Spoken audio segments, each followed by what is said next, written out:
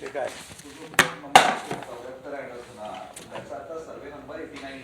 Survey number राहिले नाही ना आता. त्यावेळेस सर्वे नंबर होते, त्यावेळेस सर्वे नंबरचे गट नंबर झालेले. ते ऐकून घ्या, ती सर्वे नंबरचे गट नंबर झालेले आणि मग गट नंबरमध्ये ते नाहीच. आणि ह्या बहिणा वारंवार अर्ज दिलेले, आता नाही दिले.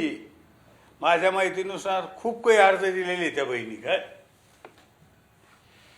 आणि मी म्हणतो याची सखोल चौकशी झाली पाहिजे. जर कधी माझा ड्रायव्हर जर कधी याच्यात कधी असन ह्या प्रकरणात, तर त्याच्यावर कारवाई झाली पाहिजे. ह्या माताचा मी ड्रायव्हर असून द्या, कोणी असून द्या.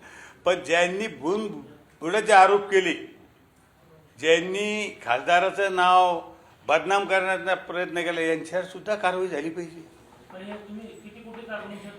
मी आता वकिलाला भेटून करील. मी वकिलाशी चर्चा करून, मी आज वकिलाकडे जाणार आहे, वकिलाशी भेटून मी करणार आहे. सातत्याने टार्गेट भुमरे करतायत ना. त्यांना भुमरेशिवाय आहेच तरी कोण. त्यांना येऊन जाऊन उडता बसता भुमरे, उडता बसता भुमरे दिसतो. म्हणून मला सांगायचं की भुमरेचं किती टार्गेट केलं, भुमरे हा माणूस यांना पूर्ण उरणार आहे, एवढं मी तुम्हाला सांगतो. काय आगामी लोकसभेला निवडणुकीला उभं राहणार आहे, त्याच्यापूर्वी सध्याचे जे खासदार आहेत त्यांची प्रतिमा मलिन करण्याचा प्रयत्न चालू हा,